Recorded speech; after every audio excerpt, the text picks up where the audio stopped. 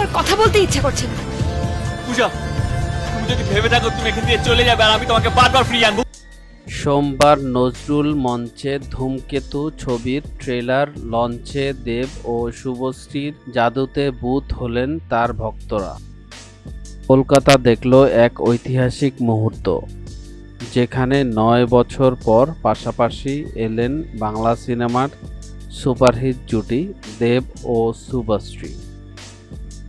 নাচলেন, গাইলেন, তার উজাড় করলেন মনের কথা।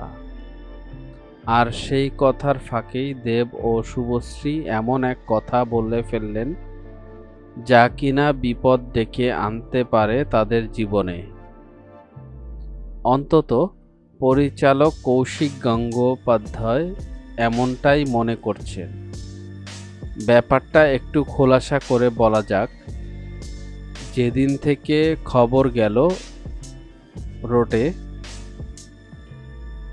শুভশ্রীর কাছেও রাখা হতো এই একই প্রশ্ন, আর দুজনের মুখেই একই উত্তর, ভালো চিত্রনাট্য হলে কেন নয়। সোমবারও এই একই প্রশ্ন গেল পাশাপাশি বসে থাকা দেব ও শুভশ্রীর কাছে। আর এবার তারা তাদের উত্তরের সঙ্গে জুড়লেন কৌশিক গঙ্গোপাধ্যায়কে। দেব তো বলেই ফেললেন, আমরা কি ছবি করব? কৌশিক দা তো বোম্বাদা আর জহেরা আহসানকে ছাড়া কাউকেই চেনেন না। কবে আমাদের সঙ্গে কাজ করেছেন, তারপর তো দাদা আমাদের ভুলেই গিয়েছেন। দেবের এমন উড়ে আসা শিক্ষার উত্তর ক্যাচ করলেন ধূমকেতুর পরিচালক। তারপরই একেবারে সুপারহিট উত্তর।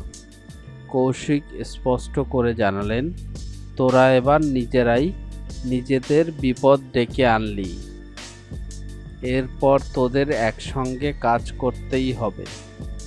তোদের জন্য চিত্রনাট্য তৈরি করছি আমি, তোদের কিন্তু কাজ করতেই হবে।